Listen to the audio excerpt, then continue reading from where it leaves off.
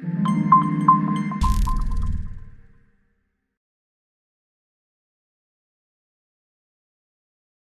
public ديال البي اس سي élargi. واش بهاد القضيه ما غطيحوش في لي روا كلاسيك ديال لي بارتي بوليتيك plus le public s'élargit, plus les frontières idéologiques deviendront élastiques, le discours alambiqué. Comme les positionnements comme vous devrez satisfaire au plus grand nombre. C'est un risque. Il faut vous encourir. C'est un risque. اللي خاص الواحد يسعى الى الحفاظ عليه، لكن شي المفارقه باش نكون صريح معكم، سواء في المجتمع بحال المجتمع ديال المغرب، يا اما كتبحث عن النقاوه، الطهاره، الصفاء، البيغتي ايديولوجيك. بمعنى نجي نجلس انا مع واحد العدد ديال الناس ديالي، وبحال اللي واحد السيد ريسامون يعني طلب انه يلتحق بالحزب، ما هو منتخب لا والو، قال لي انا بقيت نفكر دازت مارست، ولكن شفت عدد ديال الامور ماشي هي. قال لي واحد الاسلوب، قال لي عرفتي شنو، انا كنت في واحد العدد ديال التيارات السياسيه كان كينتمي لبعض الفصائل ديال اقصى اليسار. قال لي عرفتي شنو، حنا كنا كنتناقشوا مع راسنا، كنا في واحد الوضعيه ونديسكوتي اونتر نو، صافي كنتناقشوا مع راسنا، هما زعما الشعب وكنقولوا الشعب، كنتكلموا باسم الشعب، وراه فيت اون ديسكوت جوست اونتر نو، اون سو بلي في ليتيراتور ايديولوجيك بيناتنا.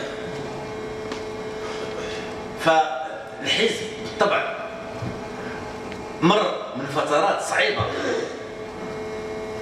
تقماع، تمارست عليه ضغوطات، اللي مشى للحبس الى غير ذلك، ولكن واحد الوقت قلنا طيب حنا هذا الحزب مثلا الى حدود النصف الاول ديال السبعينيات، لما كان باقي حزب التحرر والاشتراكيه، كان باش تدخل له، وحتى في البدايه ديال حزب التقدم والاشتراكيه في السنوات الاولى ديالو، الا بغى يدخل شي واحد خصو يكون باغيني، خصو يجيبوه جوج الناس اخرين ويشهدوا له بحال شهاده الحياه، زعما راه قاري توار، فاهم الماركسيه واللينينيه، قاري الكتب كاملين الى غير ذلك، عاد يدخل. الى تيفيدون لما كتصرف بهذه الطريقه راك محافظ على كاين مشكل، ولكن لما غتمشي للانتخابات تاكل صليخه ديال المعقول، لانه كاين ديك الجميعه اللي هي معاك والسلام. الوغ الاشكال الكبير اللي مطروح، واش الدور ديال الحزب السياسي الذي يؤمن بهذه الافكار واش هو يروج هذا المجتمع ويسعى الى تقلل مواقع ديال المسؤوليه باش يروج لهذه الافكار على ارض الواقع ويطورها؟ كما قلنا في واحد المؤتمر، قلنا بلوره الافكار الى تقدم، transformer les idées en progrès، le slogan de nos congrès de 1995. بمعنى نمشيو في الاتجاه ديال نبرروا هادشي، اما نديروا هادشي، اما نبقاو عاجبنا راسنا كنتناقشوا فيما بيننا كميشه ديال الناس، ولكن لا تاثير على المواطنين، لا تاثير على الشعب، لا تاثير على المسار ديال المغرب، لا تاثير على اي قضيه مطروحه في المجتمع. فبالتالي كتقول طيب خصني ننفتح. في الانفتاح خاصك دير شويه ديال التصفيه. انا الفلسفه اللي كنامن بها شنو هي؟ كنقول بالنظر الحزب بحال ديالنا اللي باقي عنده واحد العدد ديال المقومات، لما كيجي شي حد اخر جاي على اسس انتهازيه او باغي غير المواقع او باغي غير يحسن الوضعيه ديالو ما عرفتاش، كاين واحد الصفايه طبيعيه كيبان. دونك ce que nous essayons de faire ما نسعى اليه هو ان نطبع نحن الملتحقين بنا، ولكن وماشي ان هما اللي يطبعونا بممارسه. ولكن سعاده الوزير، هذا الانفتاح اللي انتم تعيشوا في الحزب ديالكم كان على حسب فقدان بعض القيادات التاريخيه اللي كانوا معكم، او الناس اللي هما كانوا من الناس المهمين في الحزب، مثلا واحد بحال السي سعيد السعدي راه كانش اسمعوا به. هو هي الاخ مرحبا به، ولكن هو ما كانش اشوفه بزاف. سي سؤال بعض الناس اللي كانوا يعني يساريين قحين بزاف. صافي هذا وحده من الاخرين صافي ما كاينش. Tu vois mon ami, il ne faut jamais aller sur des terrains que tu ne maîtrises pas. Il y en a deux. 70 عام ديال النضال. Deux. Comme quoi والحزب اليوم عنده أزيد من 60,000 منخرط مع التقدير والاحترام لسعيد مع التقدير والاحترام للسي محمد سعاد عن الخيرات ولأسباب مختلفة. Mais tout de même, il y a des critiques. ولأسباب مختلفة. دونك هادو ما نجيش نطول. راه هناك شوفوا الله يخليكم هناك اسماء بارزه في هذا الحزب قبل ما يكون نبيل بن عبد الله ولا امثال نبيل بن عبد الله ولا السي عبد الرحيم بن نصر من المكتب السياسي ولا السي حمد وانغا ولا السي عبد اللطيف السعدي ولا السي مصطفى فراغ اللي ولا السي هذاك وي اللي حدا السي العربي بالعكاف هذاك راه عاش اكثر منا هادشي حنا راه باقيين او اخرين ولكن قبل ما نكونوا كاع كاملين راه كان واحد الناس سميتهم علي عتا وعبد الله العياشي وعبد السلام بورقيه ومن المؤسسين كاع المؤسسين يعني في 46 كانوا ماشي عبد الله العياشي عبد الله العياشي جا في 48 ولكن عبد السلام بورقيه علي عتا الى غير ذلك هاد الناس هادو ماشي نبيل بن عبد الله هاد الناس هادو هما اللي داروا الانفتاح ماشي انا هما اللي داروا ce que certains appellent des caciques ou des dinosaures ou je ne sais quoi هما اللي نظروا لضروره الانفتاح باش نفهموا اش كنديروا ما غادروش الحزب فبالتالي اللي غادر الحزب خصو يراجع راسو راه هو اللي تالف ماشي الحزب اللي تالف صافي نسولوا سؤالين عن اليسار سؤال ليا وسؤال السي رضا باش نخليو الاخوان في الحضور يتفاعلوا معكم السي بن عبد الله لما كنت طفل كنت نسول الاب ديالي او العائله ديالي شكون هو اكبر حزب يساري في المغرب وكان الوالد ديالي تيقول لي حزب الاتحاد الاشتراكي اليوم كان تقدم الاشتراكي تيجي من بعد اليوم تنشوفوا الحزب الاتحاد الاشتراكي تعيش واحد الصعوبات واحد الانشقاقات يا مات السي زايد الله يرحمه الاخوان ديالو فاذا هل انتم تستعدون لقياده اليسار وهل عندكم رغبه لقياده اليسار وهل عندكم مؤهلات لقياده اليسار؟ انا نقول لك بانه فكره اليسار العقلاني اليسار المسؤول اليسار الجري واليسار الجري ليس هو اليسار الراديكالي بالضروره اليسار الجري اليسار المستقل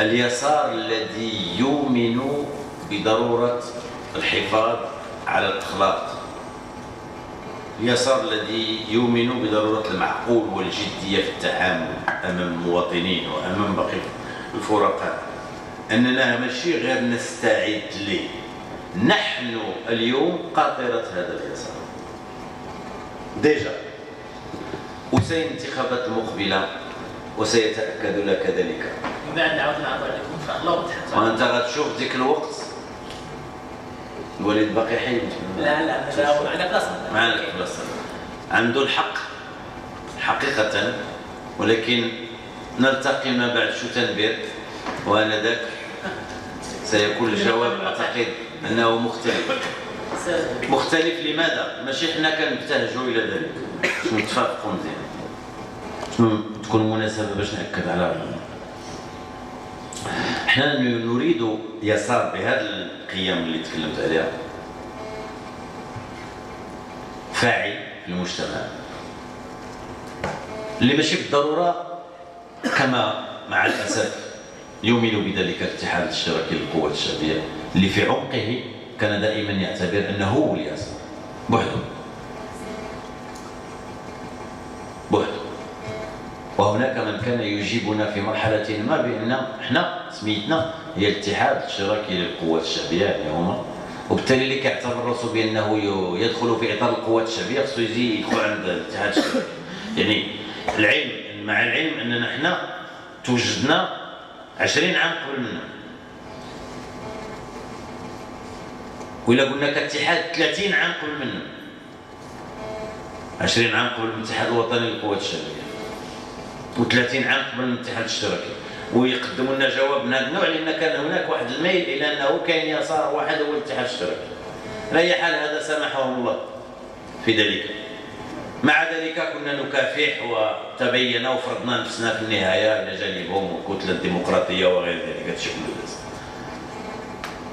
نحن نقول اليوم بأننا نحن في أمس الحاجة إلى يسار قوي، واليسار القوي يحتاج إلى اتحاد اشتراكي قوي، قوي بمعقوله، بجديته، بأخلاقه، بحفاظه على المبادئ، بحفاظه على استقلاليته، بحفاظه على توجهاته الأصلية. لذلك احنا ما كنسدوش الباب ونقول بأنه هدفنا يظل هو سيادة تيار يساري عارم، وباقي كنقولوا لما لا الحزب اليساري الكبير باقي كنقولوها. وفي الوقت اللي كنا كنقولوا هذا الشيء الاخوان ديال الاتحاد الاشتراكي باش يبقاو يغلطوا حد، لما كنا كنقول لهم اجي نديروا الوحده ديال اليسار لونيون داغوش، كانوا كيجاوبونا البعض ما دخلوا معنا هي لونيون داغوش مادام مفهوم هيجيمونيست ما كيتماشاش مع التعدديه. احنا لا نقول ذلك، احنا نقولوا يا نبقاو جوج، يا نديروا حزب واحد، يا نديروا فيدراليه، يا كذا. في وقت ما لما تكون الظروف مساعده على ذلك احنا نظل مستعدين لهذا الامر. ولكن يمكن لي نقول لكم من الان ماشي على اساس الممارسات الحاليه. الممارسات الحاليه في تقديرنا خلافا للاتهام الرخيص ديالها احنا موجودين مع البي جي دي فبالتالي فرطنا في جلدنا وكذا، لا اعتقد. اللي مفرط حقيقه اليوم هما مش احنا. اليوم حزب الأسرة والمعاصرة il se positionne désormais un peu plus à gauche que l'USFP, parfois même le PPS sur certaines thématiques de société. Est-ce que vous ne pensez pas ولكن واش ما كتظنش بان il est en train de rogner dans votre électorat héroïque, de vous évincer واحد شويه؟ rien du tout. Arrêtez. شوف il y a des tares congénitales كاين عيوب خلقيه هي هذيك. المهم ما بغيتش نرجع عليه دابا بالعربيه، ولكن عيوب هكذا من هذا النوع اللي ما يمكنش الواحد يحيدها. سي جينيتيك ستانسي. دونك بالتالي ما بني على باطل لا يمكن ابدا ان يكون في يوم ما حاملا لمشعل مواقف من هذا النوع. قد يفيد ذلك في الترويج لصورة ما، لكن المغاربه راه عايقين وفايقين، وماشي لان كاين بعض العناصر هكذا موجوده هنا وهناك تقول بكلام راه صافي، راه زعما راه هذا هو وشنا هي الامور الزائده. المطالبه بحذف عقوبات الاعدام نطالب بذلك كذلك. موقعين تداخل البرلمان موقعين على مشروع مشترك بما فيها معاهم الاجهاض. قلنا هذا الشيء قبل منهم بسنوات والوزير ديالنا يمارس ذلك بالملموس اليوم. الحريات بما في ذلك حريه المعتقد احنا كتبناها في الدستور، كتبناها في المذكره ديالنا مكتوبه من زمان ماشي دابا. فصل السلطات، الدور ديال المؤسسات، حكومه بكامل صلاحياتها، طلبنا بذلك هذه عقود من الزمن ماشي هذه.